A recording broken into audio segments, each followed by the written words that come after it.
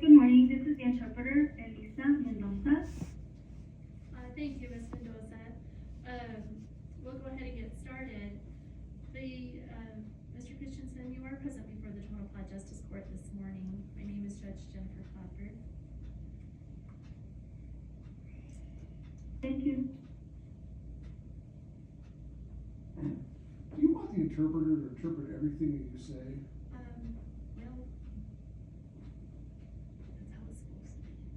So, Madam Interpreter, the case for hearing today, case 22CR00069-5K for pretrial hearing.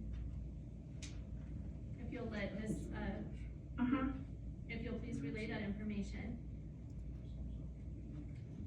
Okay, can you repeat the numbers on the floor? Sorry, I just need to write these down. For the case number? 22CR00069.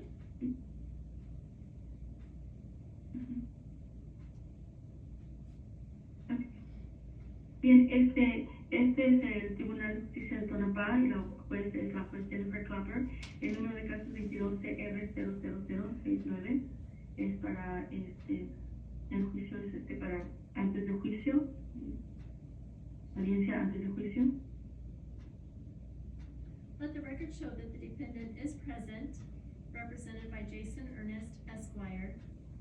The state of Nevada is represented by John Friel, Deputy District Attorney of Nye County. Entonces, que conste en acta que está presente el compareciente junto con su abogado, Jason Ernest, abogado, y el estado de Nevada está siendo representado por el abogado del estado, John Friel, del condado de Nye. Mr. Ernest? This matter is resolved, Judge. Mr. Su señoría, el acuerdo. Mr. Christiansen will enter a no contest plea to misdemeanor battery.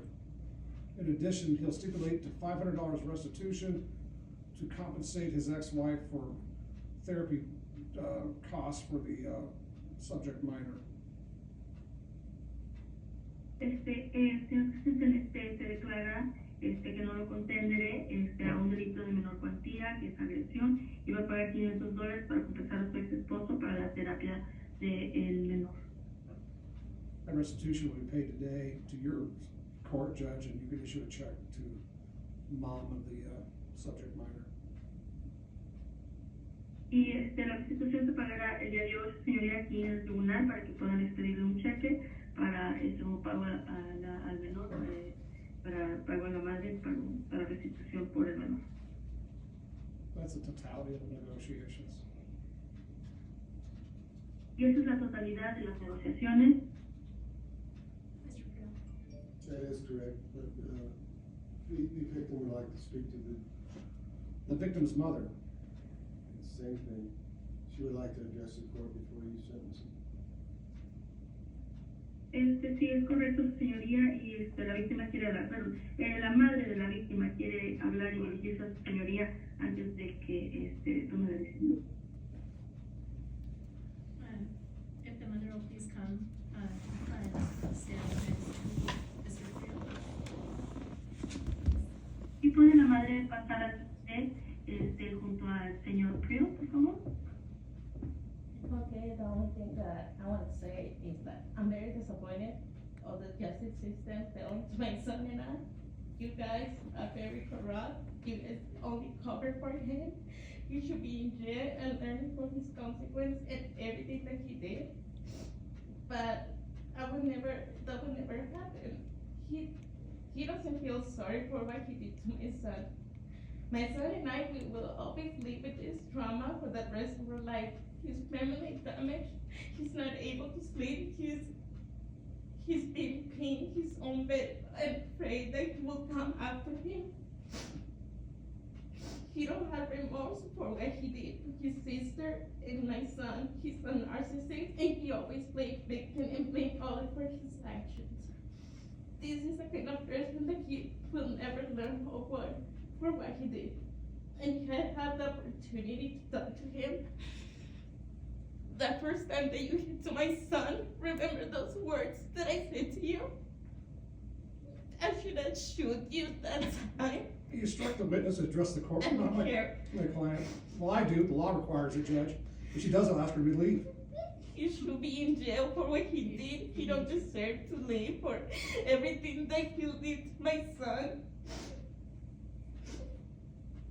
I hope he never is happy. He never had kids so he don't abuse them. I'm afraid of that. And I will never stop fighting for what he did to his sister and my son. And I will fight for what is right. And I will show the world who he really is. I have no questions. That's all we have. Your Honor, you want me to interrupt? No. That was the person's words.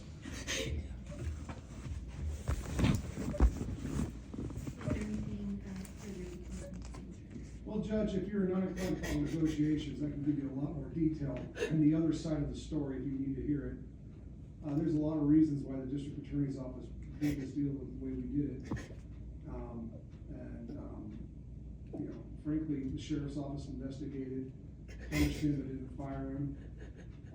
This is a corporal punishment issue. This is not like a child abuse, classic child abuse issue. I believe a trial I would show a history of this mother having a history of doing this to other mothers, playing the victim and using herself victimhood to manipulate things to a certain degree. Judge, there are two sides of the story. They are divorced. He's no longer there. He's terrified of her. He doesn't go around her. He doesn't talk to her. Avoids her at all costs. He's been disciplined by the sheriff's office, and he has a misdemeanor on his record, which is a serious thing to do a law enforcement judge. That's why the state got rid of the negotiations. There's a lot more to the story than that. I hate to jump on the alleged victim's mother, but I think I had to be clear, and there's more I could say if you're not inclined to follow the negotiation. Mr. Field, anything additional? Basically, Your Honor, we handle this case like we do any other case. We charge the highest thing we can to make sure that we get a deal.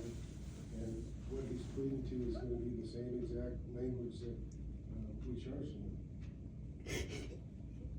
So that's all I have.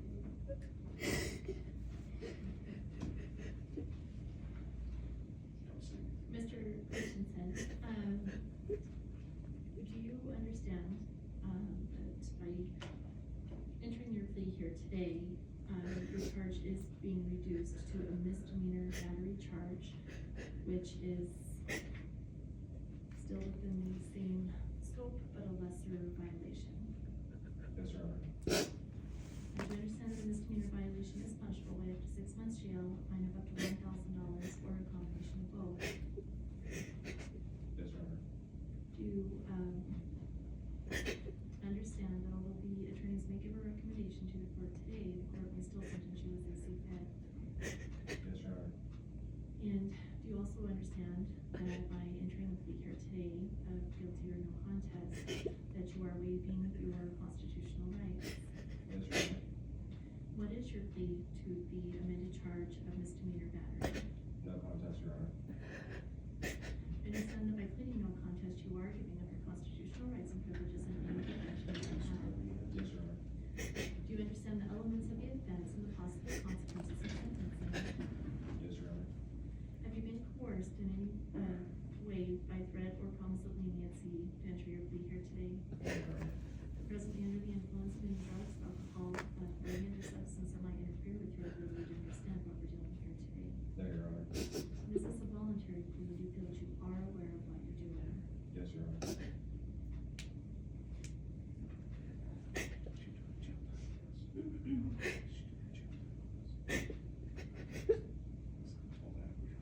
The court does accept the plea of no contest to the amended charge. At this time, we do find the defendant guilty of